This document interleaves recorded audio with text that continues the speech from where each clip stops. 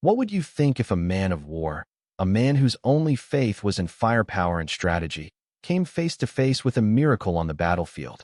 This is the story of Captain Elias Vance, a commander who believed God was a casualty of the first gunshot, and the day he learned that the most powerful force in the universe does not carry a weapon. It began in a valley of dust and ended with a platoon saved by a love that defied all logic, a story whispered from the foxholes of hell to the halls of heaven, a testament to the idea that even in the deepest darkness, a light can appear, not to fight, but to shelter.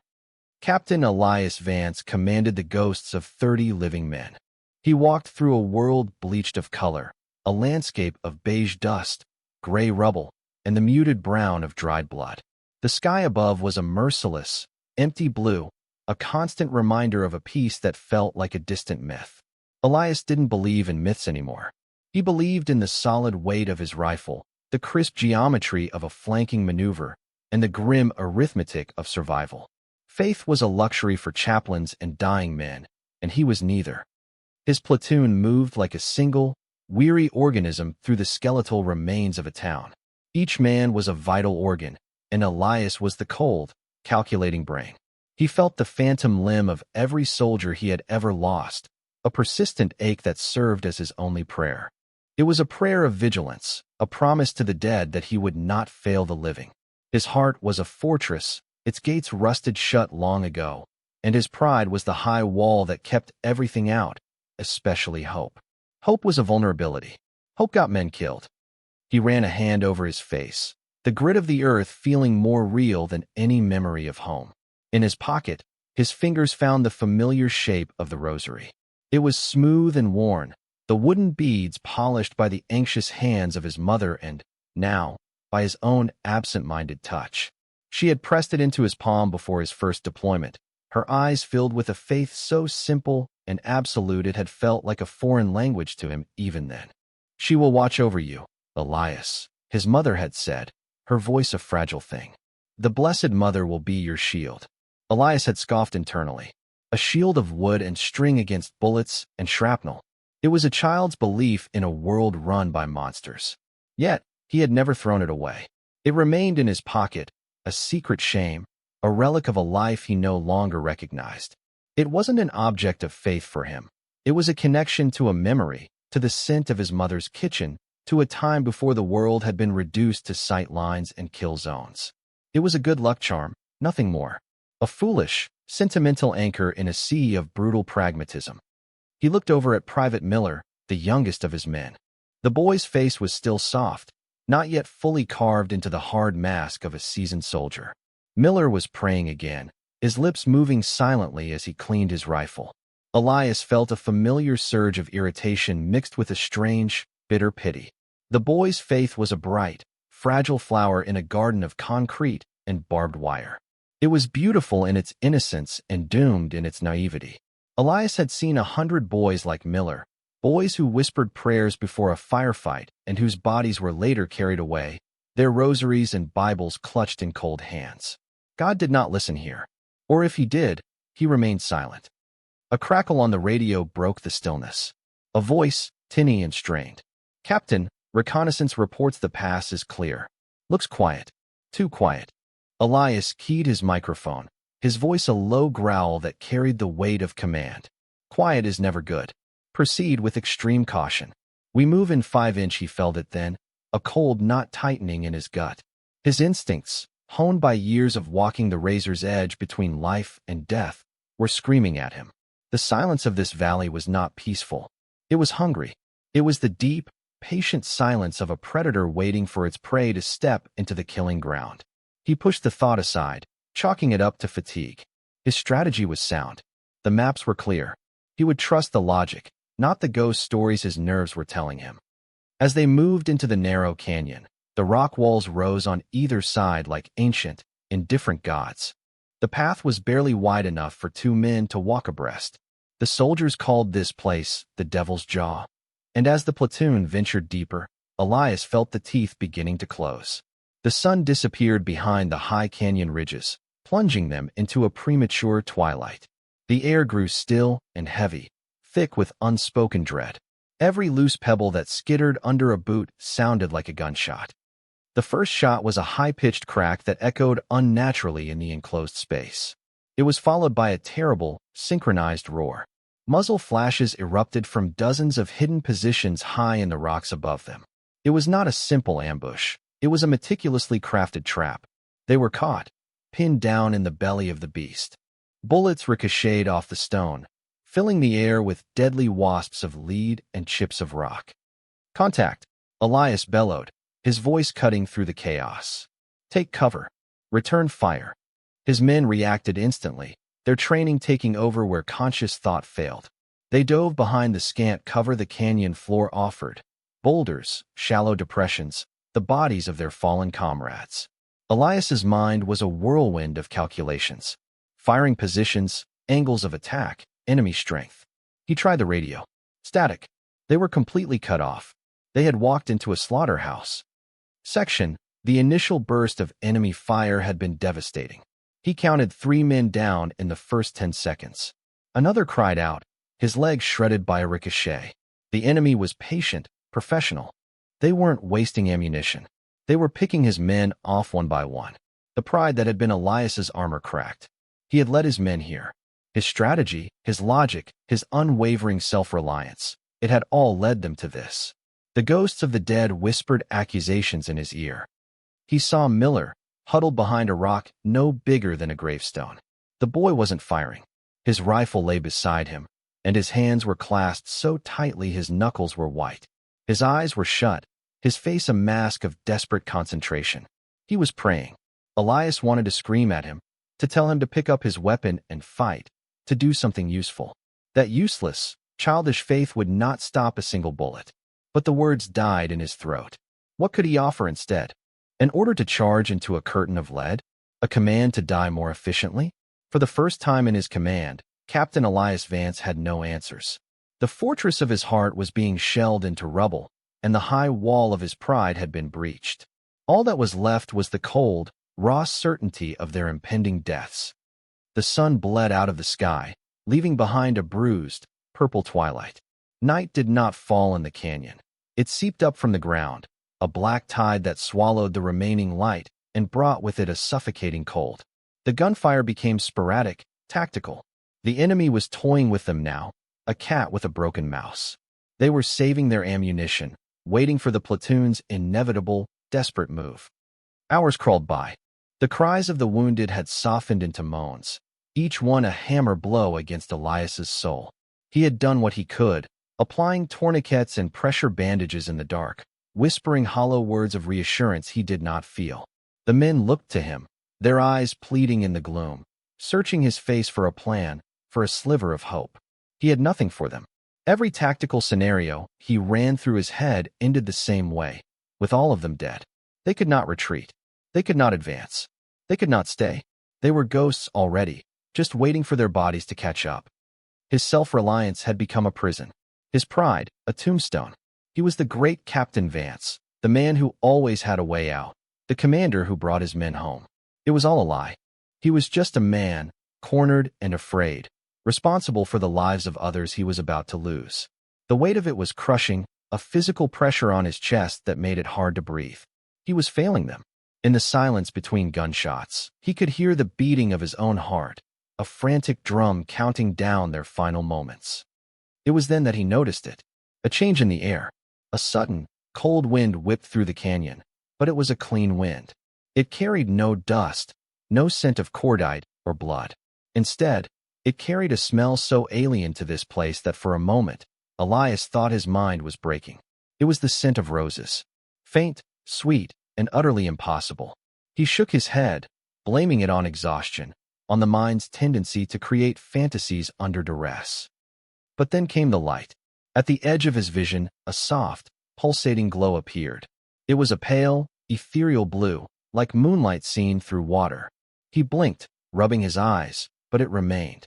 It was coming from the mouth of the canyon, the very direction from which there was no escape. He dismissed it as a flare, a trick of the enemy. But it did not burn or sputter. It simply was. A steady, gentle luminescence that seemed to absorb the darkness around it rather than piercing it. The sporadic gunfire from the enemy positions began to sound different. It seemed muffled, distant, as if coming from another world. The sharp crack of rifles softened into a dull thud, and then, slowly, it faded away entirely. An unnatural silence fell over the devil's jaw. It was not the tense, waiting silence of before. This was a deep, profound stillness, a silence that felt ancient and holy. Even the wounded men had stopped moaning. Every man in the platoon, it seemed, was holding his breath, listening to a quiet so complete it was a sound in itself. Elias felt a primal fear mixed with a sense of wonder he hadn't experienced since he was a child. He pushed himself up, peering over the rock he used for cover. The blue light at the canyon's entrance was growing brighter, coalescing. It was not a machine. It was not a flare. It was something else. "Captain," the voice was a choked whisper. It was Private Miller. He wasn't huddled in prayer anymore. He was on his knees, staring down the canyon, his face illuminated by the strange light.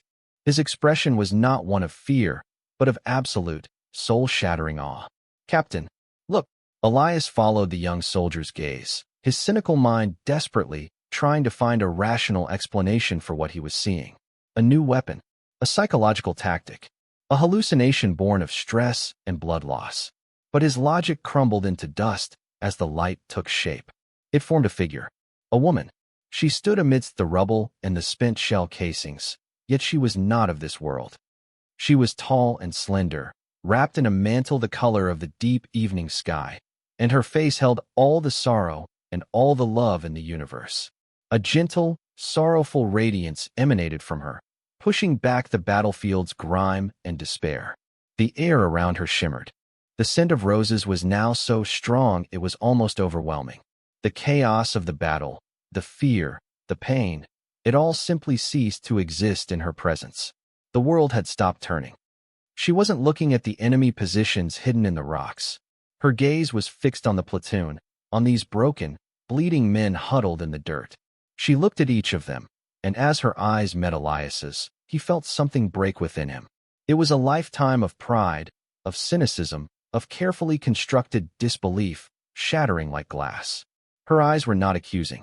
They were not judging. They were filled with a compassion so profound it was a physical ache, a mother's grief for the suffering of her children. She did not speak with her lips. There was no sound, but a voice bloomed inside Elias's mind. It was not his own thought. It was clearer and more real than any sound he had ever heard, a voice made of peace and quiet authority. It was gentle, yet it resonated through every fiber of his being, shaking the foundations of his soul. "My son waits for you," the voice said, a feeling more than a sound. "Do not be afraid." The message was so simple, so direct, it bypassed all his defenses. It wasn't a promise of victory or a call to arms. It was a promise of presence, a promise of peace. In that moment, Elias Vance, the pragmatist, the warrior, the unbeliever, knew with a certainty that transcended all earthly knowledge that he was in the presence of the Holy Mother. He did not understand how. He only knew that it was true. The weight of his rifle suddenly felt profane. The strategies and tactics that had defined his existence seemed like the foolish games of children. All his strength, his discipline, his command, it was all dust compared to the silent, sorrowful power of the woman standing before him. He felt the hot sting of tears in his eyes, the first he had shed since he was a boy. He felt at his knees, the rocks digging into his flesh, but he felt no pain. The fortress had fallen. The captain had surrendered. The vision lingered for a moment more, a timeless tableau of grace in a landscape of horror. Then, as gently as she had appeared, she began to fade. The blue light softened, dissolved, and the scent of roses slowly receded, leaving behind only the cold, mineral smell of the canyon. The profound silence was the last thing to go, gradually allowing the mundane sounds of the world to creep back in. The whisper of the wind, the distant cry of a night bird, the ragged breathing of his men. Elias remained on his knees, his head bowed. He was gasping for air as if he had just surfaced from a deep dive. The world was the same, yet entirely different. The darkness of the canyon no longer felt menacing. It felt quiet. The weight on his chest was gone, replaced by a lightness he couldn't comprehend. The fear had been washed away, and in its place was a peace that felt like a calm ocean after a hurricane. He was empty, but it was a holy emptiness, a space cleared for something new to grow. He looked up. His men were staring, their faces a mixture of shock, confusion, and the same quiet awe that filled him. They were looking not at the empty space where the vision had been, but at him, at their captain, on his knees in the dirt. He felt no shame. The arrogance that had been his constant companion was gone, burned away by that gentle blue light. Slowly, his hand went to his pocket.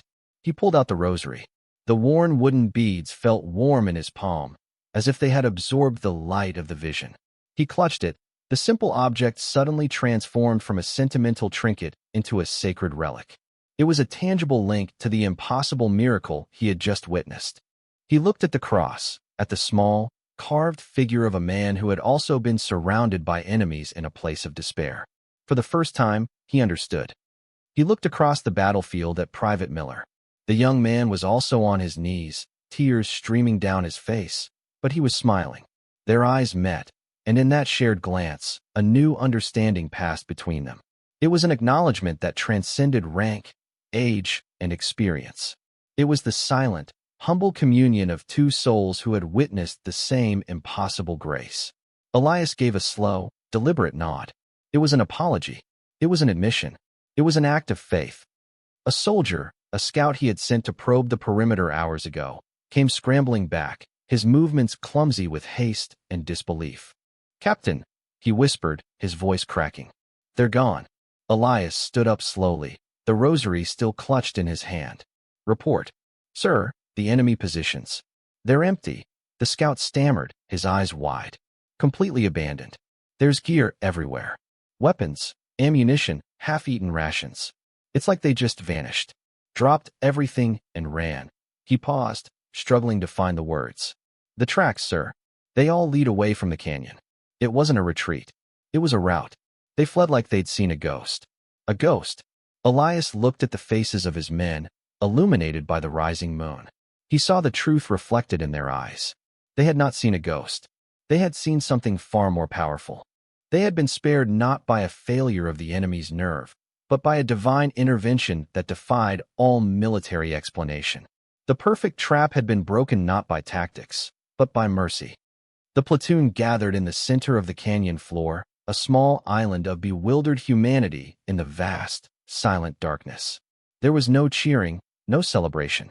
The relief was too profound, the experience too sacred for noise.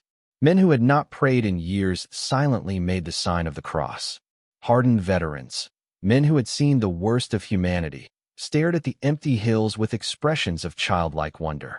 They had all seen her. They had all felt that peace. They had all been saved. Their community, forged in the crucible of combat, was now reforged in the fires of a shared miracle. They were no longer just a platoon of soldiers. They were witnesses. And Elias Vance, their once cynical commander, was their first convert. His authority had always been based on his unshakable confidence in his own abilities. Now, it was rooted in something far deeper, a profound and humbling surrender to a power he could not command or comprehend. Elias led them out of the devil's jaw as the first hints of dawn painted the eastern sky in shades of rose and gold. He walked not with the arrogant stride of a conquering commander, but with the quiet, deliberate steps of a pilgrim. He was still Captain Vance, responsible for the lives of these men, but his mission had been fundamentally altered. It was no longer just about keeping them alive. It was about honoring the grace that had been given to them. He found Private Miller walking beside him. For a long time, neither of them spoke. The silence was filled with a shared, unspoken understanding. Finally, Elias broke it, his voice softer than his men had ever heard it. "Your prayers," he said, not as a question, but as a statement. "They were answered." Miller looked at him, his youthful face serene. "She listens, sir," he said simply. "She always listens." The story of what happened in the canyon became a quiet legend, a whispered truth too holy to be shouted. The platoon was no longer just a military unit. They were a brotherhood bound by a secret and sacred memory. They fought with a new kind of courage, a serenity that baffled their allies and unnerved their enemies. They moved through the war like men who had already walked through the valley of the shadow of death and found not an ending, but a new beginning. Captain Elias Vance was a changed man. The hard shell of his pride was gone, replaced by a quiet, unshakable humility. He still gave orders, he still planned strategies, but he did so with the knowledge that the ultimate outcome was not in his hands. He listened to his men, valued their counsel, and prayed with them before every mission. He shared his story not with pride, but as a humble testament to a love that had found him at his lowest point. The wooden rosary never left his side. It was a constant, physical reminder of the miracle in the canyon. Its worn beads, smoothed by the prayers of his mother and now by his own, were the anchor of his new reality. It was a symbol not of a battle won, but of a war surrendered, the long, bitter war he had waged within his own soul.